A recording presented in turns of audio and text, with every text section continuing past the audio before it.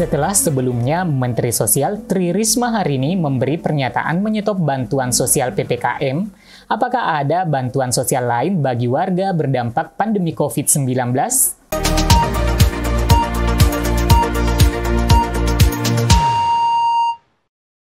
Risma memastikan bantuan sosial pada warga terdampak COVID-19 berlanjut. Dilansir dari Tempo.co Jakarta, Menteri Sosial Tri Risma hari ini atau Risma mengatakan pemerintah tetap melanjutkan program bantuan sosial untuk masyarakat yang kurang mampu yang terdampak COVID-19 dengan anggaran sebesar 78,25 triliun pada tahun 2022. Anggaran itu, kata Risma, sudah disetujui oleh Dewan Perwakilan Rakyat Republik Indonesia. Bantuan sosial untuk masyarakat miskin dan rentan terus berlanjut. Tahun depan, Kementerian Sosial Kemensos menganggarkan 74,08 triliun atau 94,67% dari total anggaran untuk bantuan sosial. Jadi tidak benar kalau Kementerian Sosial menghentikan program bantuan sosial, kata Risma dalam keterangannya pada hari Rabu 22 September 2021. Sobat Bansos Indonesia, setelah tayangan singkat berikut, mari kita cermati bantuan sosial yang masih ada meskipun bantuan sosial khusus PPKM di stop. Jangan kemana-mana, ikuti beritanya, namun yang belum subscribe, klik dan pastikan lonceng notifikasinya aktif. Saya Amran, segera kembali.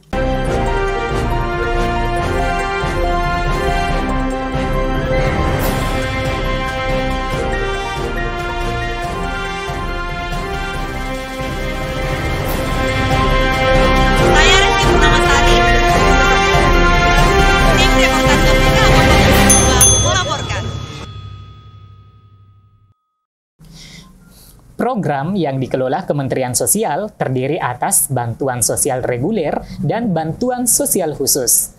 Bantuan sosial reguler dirancang untuk mendukung kebijakan pemerintah dalam percepatan penanganan kemiskinan.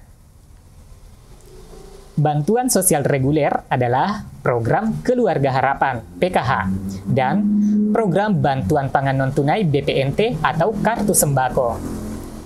PKH dan BPNT terus berjalan, baik ada ataupun tidak ada pandemi, karena untuk penanganan kemiskinan dan meningkatkan kualitas SDM, kata Risma Menteri Sosial.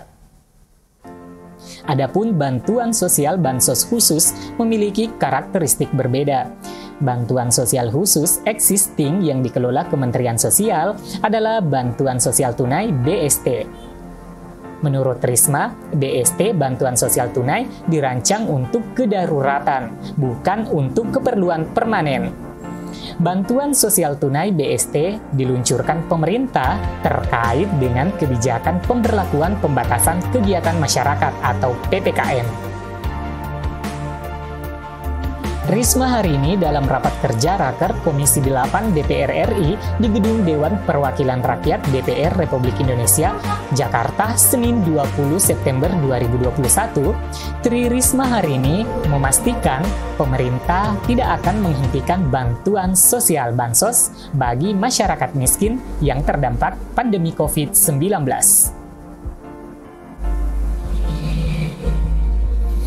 Bantuan sosial untuk masyarakat miskin dan rentan terus berlanjut. Jadi, tidak benar kalau Kementerian Sosial Kemensos menghentikan program bantuan sosial Bansos, tegas Risma di Jakarta, Rabu 22 September 2021. Untuk diketahui, Kementerian Sosial Kemensos telah menganggarkan 94,67% dari total anggaran tahun 2022 atau setara 74,08 triliun untuk belanja bantuan sosial Bansos. Adapun program bantuan dari Kementerian Sosial yang masih akan terus berlanjut adalah bantuan sosial reguler dan bantuan sosial khusus. Risma menjelaskan program bantuan yang termasuk dalam bantuan sosial reguler antara lain program Keluarga Harapan (PKH) dan bantuan pangan non-tunai BPNT atau Kartu Sembako. Usulan anggaran Kementerian Sosial 78,25 triliun disetujui DPR RI. Berikut rinciannya. PKH dan BPNT terus berjalan baik ada maupun tidak ada pandemi, karena memang dimaksudkan untuk penanganan kemiskinan dan meningkatkan kualitas sumber daya manusia SDM yang unggul. Jelas Risma Menteri Sosial dalam keterangan tertulis yang diterima Kompas.com pada hari Rabu 22 September 2021. Kemensos Kementerian Sosial lanjut Risma telah menganggarkan 28,7 triliun untuk melanjutkan program Keluarga Harapan PKH pada 2022 dengan target 10 juta keluarga penerima manfaat KPM.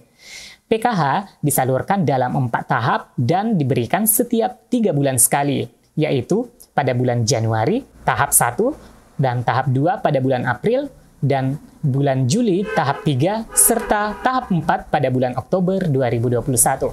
Penyaluran program Keluarga Harapan PKH dilakukan melalui Himpunan Bank Milik Negara Himbara, yakni Bank Nasional Indonesia BNI, Bank Rakyat Indonesia BRI, Bank Mandiri, Bank Tabungan Negara BTN. Sedangkan untuk BPNT Bantuan Pangan Non-Tunai tahun 2021, Kementerian Sosial menganggarkan 45,12 triliun dengan target 18,8 juta keluarga penerima manfaat KPM. Risma memaparkan 2 pilar strategi Kementerian Sosial menangani kemiskinan, yakni penyaluran BPNT 2021 akan dilakukan setiap bulan, mulai Januari sampai Desember 2021, melalui himbara dan agen yang ditunjuk. Risma memaparkan indeks BPNT yang ditetapkan adalah 200.000 per bulan per keluarga penerima manfaat KPM. Sementara itu, bantuan sosial khusus yang masih akan dilanjutkan Kementerian Sosial adalah bantuan sosial tunai BST. BST ini dirancang untuk kedaruratan, bukan untuk keperluan permanen. BST, bantuan sosial tunai, diluncurkan pemerintah terkait dengan kebijakan pemberlakuan pembatasan kegiatan masyarakat PPKM, jelas Risma. Menurutnya, pemerintah perlu memberikan bantuan kepada masyarakat terdampak PPKM. Sebab selama PPKM, aktivitas ekonomi masyarakat terbatas, sehingga pendapatan juga berkurang. Sejalan dengan menurunnya angka penularan virus, pemerintah juga melonggarkan aktivitas. Ekonomi bergerak dan masyarakat bisa kembali produktif, kata Risma Menteri Sosial.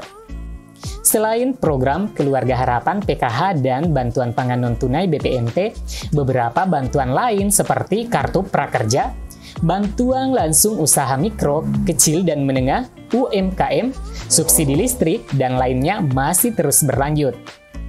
Masyarakat miskin dan rentan tetap akan kami bantu, tegas Risma. Masyarakat boleh melaporkan diri ke pemerintah daerah Pemda terkait apabila merasa layak mendapatkan bantuan sosial. Pemerintah daerah terkait yang dimaksud adalah desa atau kelurahan, dinas sosial atau rumah tangga RT, dan rukun warga RW. Selain itu, masyarakat juga dapat melaporkan diri melalui situs Cek Bansos menggunakan fitur usul. Sementara itu, untuk melaporkan keluarga penerima manfaat KPM yang tidak layak mendapatkan bantuan sosial, masyarakat dapat menggunakan fitur sanggah. Pada kesempatan yang sama, Risma menegaskan bahwa pemerintah daerah memiliki peran sangat penting untuk memastikan bantuan sosial. 4. Daftar usulan merupakan daftar usulan yang telah ditambahkan oleh pemilik akun. Pemilik akun bisa mendaftarkan dirinya, keluarga, atau masyarakat lain atau fakir miskin lain secara langsung pada tombol tambah usulan. Data yang berhasil diusulkan akan memuat nama, NIK, dan status kesesuaian dukcapil, kesesuaian wilayah dengan pengusul, kartu keluarga. Apabila mengusulkan keluarga sendiri, maka status sama dengan satu kakak. Field yang diisi untuk menu usulan, seluruh data wajib sesuai dengan data kependudukan karena sama seperti menu register akan langsung dipadatkan dengan data dukcapil. Pada menu pilih jenis bansos, hanya akan muncul apabila NIK yang diinput ada di dalam data DTKS. Jadi begitu, Cek, aplikasi terbaru yang dibuat Kementerian Sosial.